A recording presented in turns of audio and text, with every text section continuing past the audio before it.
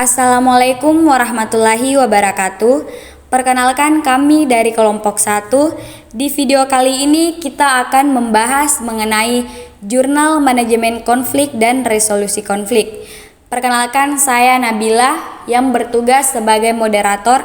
Adapun pemateri pertama yaitu Asmit Fadli dan pemateri kedua Nurul Sakinah, pemateri ketiga Fitri Ramadhani, pemateri keempat Hasrawati, dan pemateri kelima yaitu Hijrawati.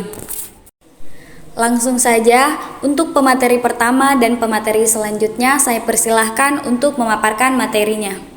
Konflik dalam sebuah organisasi merupakan fenomena yang lumrah dan dapat terjadi antar individu, kelompok, atau bahkan antar organisasi.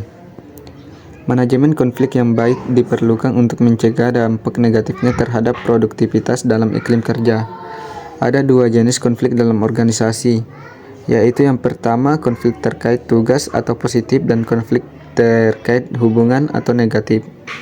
Pada PT Alpen Food Industry, khususnya AIS, menjadi studi kasus dengan konflik antar kelompok pekerja dan manajemen. Analisis dari perspektif perilaku organisasi diperlukan untuk memberikan rekomendasi strategis dalam penanganan konflik tersebut. Baik, saya akan melanjutkan materi dari pemateri sebelumnya, yaitu metode yang digunakan. Studi kasus ini menggunakan pendekatan deskriptif kualitatif dengan sumber data sekunder dari artikel ilmiah dan populer terkait topik. Analisis dilakukan dengan membandingkan temuan penulis terdahulu dengan literatur perilaku organisasi dan manajemen konflik. Model yang digunakan adalah model Thomas 1992 dan Thomas Kilmann konflik mode instrumen TKI dengan 5 jenis resolusi konflik. Selain itu, studi menelaah penerapan alternatif dispute resolution (ADR) seperti negosiasi dan mediasi untuk mengatasi konflik, mengedepankan tingkat kepercayaan dan menghindari penurunan moral dan motivasi pegawai. Mediasi dianggap mampu mengurangi kesan konfrontasional dan mencapai hasil yang lebih jangka panjang. Berikutnya yaitu hasil dan pembahasan. Studi kasus menunjukkan bahwa konflik antara manajemen dan serikat buruh PT AFI merupakan konflik antar kelompok dalam organisasi. Konflik ini dipicu oleh perbedaan persepsi, ekspektasi, dan realita terkait hak dan kesejahteraan pekerja.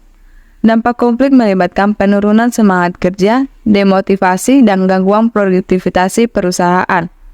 Manajemen awalnya mengadopsi pendekatan tradisional dengan menghindari konflik. Namun dengan eskalasi konflik, perusahaan menyadari perlunya mengatasi konflik yang tidak dapat dihindari. Diagnosis konflik tidak dilakukan secara efektif, dan tindakan depersonalisasi serta pemahaman akar konflik kurang dilakukan, mengakibatkan eskalasi konflik hingga aksi mogok pekerja. Resolusi konflik melibatkan perubahan pendekatan manajemen dari avoidance ke competition, dan akhirnya kompromis melalui mediasi yang difasilitasi oleh Disnaker Kabupaten Bekasi. Dampak konflik mencakup lipatan negatif media, penurunan semangat kerja, dan demotivasi pekerja. Rekomendasi melibatkan penerapan manajemen konflik yang lebih proaktif, diagnosis konflik yang efektif, dan pendekatan resolusi konflik yang lebih kolaboratif. Penggunaan alternatif dispute resolution (ADR), terutama mediasi, dianggap sebagai pendekatan yang dapat menghindari eskalasi konflik dan mencapai solusi yang lebih berkelanjutan. Perusahaan juga disarankan untuk memperhatikan langkah-langkah resolusi konflik yang efektif, seperti membuat aturan main bersama, memilih mediator yang disetujui bersama, dan fokus pada kebutuhan bersama. Dengan manajemen konflik dan resolusi konflik yang baik, diharapkan perusahaan dapat mempertahankan hubungan yang baik antara pihak yang berkonflik, menjaga produktivitas, dan meningkatkan kinerja organisasi secara efektif. Selanjutnya yaitu pandangan terhadap konflik. Pandangan kita terhadap studi kasus konflik antara manajemen dan serikat buruh di PT AFI adalah bahwa konflik ini merupakan bentuk konflik antar kelompok dalam organisasi, khususnya relationship konflik. Konflik ini muncul karena perbedaan persepsi, ekspektasi, dan realitas terkait hak dan kesejahteraan pekerja. Penerapan pendekatan tradisional dengan menghindari konflik pada awalnya tampaknya tidak efektif, dan diagnosa konflik kurang objektif, memungkinkan konflik berlarut-larut. Resolusi konflik terjadi setelah tekanan eksternal. Dengan perusahaan beralih ke pendekatan kompromi melalui mediasi, studi kasus menyoroti pentingnya manajemen konflik yang proaktif, diagnosis yang objektif, dan pendekatan resolusi konflik yang melibatkan mediasi sukarela.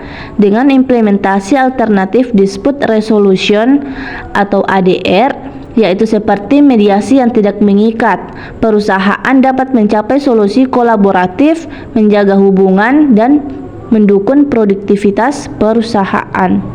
Adapun kesimpulannya yaitu, jurnal ini mengulas konflik antara manajemen PT AFI dengan serikat pekerja dari perspektif perilaku organisasi, khususnya manajemen konflik dan resolusi konflik. Konflik dapat timbul karena ketidaksepahaman atau perselisihan terkait tugas atau hubungan. Studi kasus PT AFI menunjukkan bahwa konflik lebih berfokus pada hubungan antara manajemen dan pekerja, terkait ketidakadilan dan ketidaksesuaian dengan standar. Awalnya, perusahaan menerapkan penghindaran konflik, tetapi setelah eskalasi, strategi yang diambil lebih ke arah kompetisi dengan tindakan sepihak. Baru setelah tekanan eksternal, perusahaan beralih ke pendekatan kompromi. Seharusnya, perusahaan bisa menghindari eskalasi konflik dengan menerapkan manajemen konflik, diagnosis konflik objektif, dan resolusi bersama melalui mediasi sukarela yang mengikat kedua pihak.